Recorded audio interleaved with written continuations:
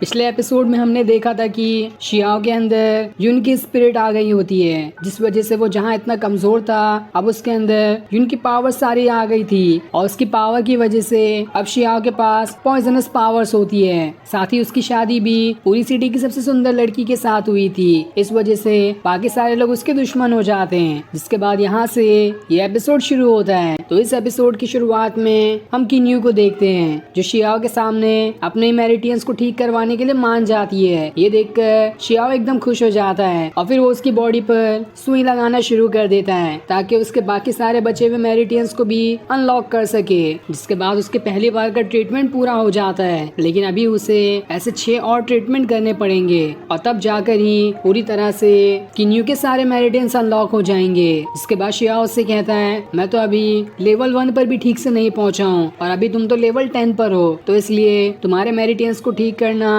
मेरे लिए बहुत ज्यादा मुश्किल हो सकता है। इसलिए मुझे धीरे धीरे करके प्रैक्टिस करनी होगी और 6 सेशन तुम्हारे लेने होंगे ताकि उसके बाद ही मैं तुम्हारे सारे मेरिटियंस को अच्छे से अनलॉक कर सकूं। जिसके बाद वो वहाँ से घर के बाहर जाने लगता है क्योंकि उसे जमीन पे सोना अच्छा नहीं लग रहा था। वो किन्यू से कहता है तुम आराम से बेड पर सो जाओ, मैं जा रहा हूँ किसी होटल में रुक कर सो जाऊंगा। लेकिन तब ये सुनकर किन्यू उससे कहती है तुम आकर बेड पर सो सकते हो। जो सुनकर तो शियाओ की खुशी का ठिकाना ही नहीं रहता क्योंकि वो यही तो चाहता था, बस वो बहाना मार रहा था। जिसके बाद वो भागते हुए आकर बेड पर सो जाता है जहाँ उसके मन में तो लड्डू फूट रहे होते हैं और उसे काफी अच्छे अच्छे सपने भी आने लगते हैं। लेकिन तभी घंटा बजने की आवाज सुनकर उसकी आंख खुल जाती है। अब हम शियाओ के ग्रैंडपा को देखते हैं जो कि हॉल के अंदर आ जाते हैं क्योंकि यहीं से घंटा बजा था। वो आने के बाद अपने दोनों भाइयों से कहते हैं आगे तुमने यहाँ पर घंटा क्यों बजाया, कौन सी जरूरी काम आ गया था। तब फर्स्ट ब्रदर जो कि शियाओ के ग्रैंडपा के सबसे बड़े भाई है वो कहते हैं मैं यहाँ पर तुम्हें कुछ खास बताना चाहता हूँ, इसलिए मैंने तुम्हें यहाँ पर बुलाया है। हमें शियाओ ट्राइब की तरफ से एक लेटर मिला है ताकि वो हमारे यहाँ के सेट के किसी एक डिसाइपल को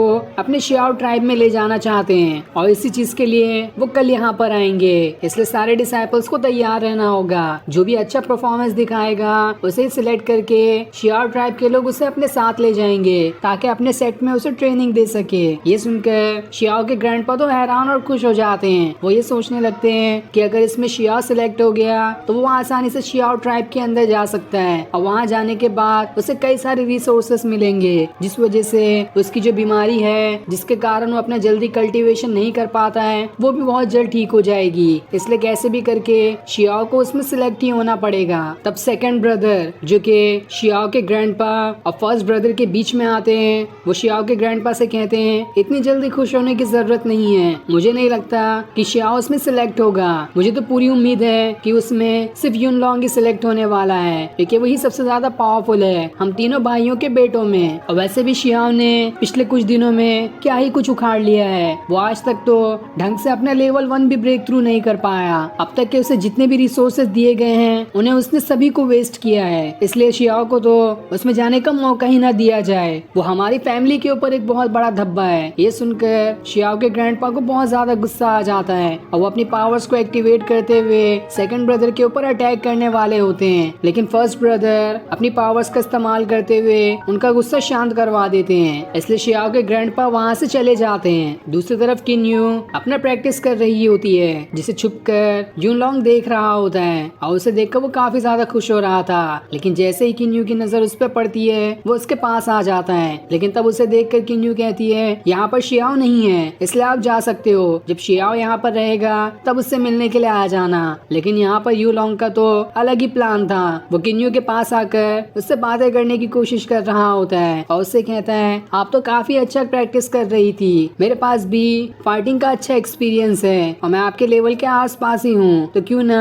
हम दोनों एक बार फाइट करते हैं, इससे आपकी अच्छी ट्रेनिंग भी हो जाएगी। जिसके बाद वो किन्यू के हाँ किए बगैर ही उसके हाथ को पकड़कर उससे फाइट करने की तैयारी करने लगता है। ये देखकर तो किन्यू को बहुत ज्यादा गुस्सा आ जाता है। जहाँ वो शियाओ को उसे छूने नहीं दे रही थी, यहाँ पे यू लॉन्ग के छूने से तो उसके दिमाग में खून खोल जाता है और वो उसे इतना मार रही होती है कि इसके बारे में तो यू लॉन्ग कुछ कह ही नहीं पाता। जिसके बाद किन्यू उसे एक जोरदार थप्पड़ मारकर उसकी दांत भी तोड़ देती है और फिर उसे उठाकर वहाँ से बहुत दूर फेंक देती है। तब शियाओ वहाँ से जब आ रहा होता है तो उसे हवा में से नीचे यू लॉन्ग गिरते हुए दिखाई देता है, जिसे देखकर वो समझ जाता है कि ये यहाँ पर जरूर किन्यू के साथ कुछ बातें करने आया होगा। इसलिए उसने इसे उठाकर यहाँ से दूर फेंक दिया। तब यू लॉन्ग भी अपनी इज्जत बचाते हुए शियाओ से बहाना करके ये भाग जाता है कि मैं ऊपर से प्रैक्टिस करते हुए नीचे गिर गया, अब मैं यहाँ से जा रहा हूँ। जिसके बाद वो वहाँ से चला जाता है। अगले दिन शियाओ ट्राइब के लोग वहाँ पर आ जाते हैं, जिसमें यहाँ पर सिर्फ शियाओ ट्राइब का यंग मास्टर ही आया होता है, बल्कि वहाँ के एल्डर यहाँ पर नहीं आए थे। तब यंग मास्टर सेट के अंदर आता है और सभी से कहता है कल के दिन मैं तुम सब में से एक डिसाइपल को सिलेक्ट करूंगा यहाँ से शियाओ ट्राइब में ले जाने के लिए। जिसके बाद वो फर्स्ट ब्रदर को एक बॉक्स भी देता है जिसके अंदर कुछ मेडिसिन है, और वो इतनी पावरफुल मेडिसिन है कि उससे शियाओ के अंदर जो बीमारी है जिससे उसका कल्टीवेशन नहीं बढ़ पाता है वो भी ठीक हो सकती है। ये देखकर तो शियाओ की आंटी एकदम हैरान रह जाती है कि इससे तो शियाओ बिल्कुल ठीक हो सकता है। लेकिन जैसे ही यंग मास्टर की नजर शियाओ की आंटी जिसका नाम लिंजी है उस पर पड़ती है, वो उससे बात करने उसके पास आ जाता है। लेकिन तब उसके बीच में शियाओ आकर खड़ा हो जाता है और उससे कहता है आप यहाँ किससे बात कर रहे हो? अगर आपको बात ही करनी है तो चलो हम दोनों बात करते हैं, मैं दिन भर आपको बिजी रखूंगा। तब ये देखकर शियाओ उससे कहता है तुम हो कौन और मेरे सामने से हट जाओ वरना मुझसे बुरा कोई भी नहीं होगा। तब शियाओ ट्राइब से आया हुआ एक एल्डर यंग मास्टर को वहाँ से साइड कर देता है, क्योंकि अभी यहाँ पर झगड़ा करना ठीक बात नहीं है और यंग मास्टर के फादर ने उसे सख्त मना किया था कि वो वहाँ पर जाकर कुछ झगड़ा करे। अब इस चीज का फायदा उठाकर यू लॉन्ग यंग मास्टर को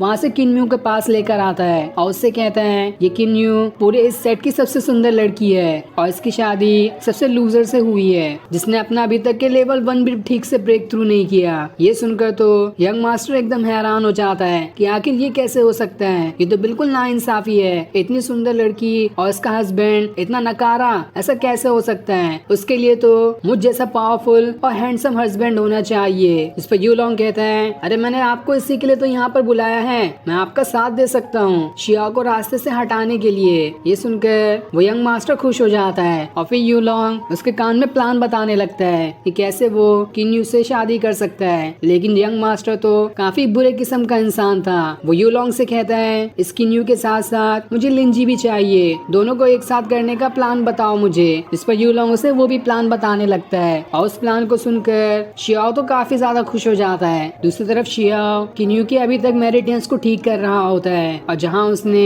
अपना छठा सेशन भी पूरा कर लिया था, लेकिन जैसे वो ये सेशन पूरा करता है वो वहीं पर बेहोश हो जाता है। लेकिन तब किन्यू अपनी पावर की मदद से उसे होश में लेकर आती है, जहाँ वो काफी ज्यादा खुश भी थी कि शियाओ ने तो उसकी सारी मेरिटेंस को अनलॉक कर दिया। साथ ही वो उससे ये भी सुझाव देती है कि कल शियाओ ट्राइब के लोग किसी एक डिसाइपल को चुनना चाहते हैं तो क्यों ना तुम उसमें ट्राई करो, हो सकता है तुम सिलेक्ट हो जाओ, क्योंकि तुम्हारी मेडिसिन पावर किसी 10th लेवल वाले मास्टर से कम नहीं है। लेकिन शियाओ से कहता है जब मैं वहाँ चला गया तो तुम्हारे साथ कौन रहेगा, इसलिए मैं तो वहाँ पर नहीं जाना चाहता हूँ। अब हम अगले दिन का सीन देखते हैं जहाँ यंग मास्टर फर्स्ट ब्रदर से कहता है मैं सारे डिसाइपल में से एक को चुनना चाहता हूँ और मैं ये भी करना चाहता हूँ कि जिसे मैं चुनूंगा उसे वही वाला पाउडर दूंगा गिफ्ट में जो मैंने कल आपको दिया था, इसलिए वो पाउडर लाओ मुझे वापस कर दो। लेकिन फर्स्ट ब्रदर उससे माफी मांगते हुए कहते हैं मुझे माफ कर देना, कल किसी ने वो पाउडर चुरा लिया। ये सुनकर तो यंग मास्टर एकदम गुस्सा हो जाता है और अपने असासिन से कहता है जाओ और उस पाउडर को अपनी पावर की मदद से ढूंढो। इसलिए उसका असासिन बस 1 मिनट के अंदर ही उस पाउडर को ढूंढ कर लेकर आ जाता है जो कि एक बॉक्स में रखा हुआ था। जिसके बाद वो असासिन यंग मास्टर से कहता है मुझे रूम नंबर 66 में मिला है। जो सुनकर तो लिंजी एकदम घबरा जाती है क्योंकि रूम नंबर 66 उसी का था, यानी कि हो सकता है यू लॉन्ग ने ही जानबूझकर उसके कमरे में ही उस पाउडर के बॉक्स को छुपा दिया था ताकि उसे फंसा सके। और फिर ये सीन दिखाते ही ये एपिसोड यहीं पर एंड हो जाता है।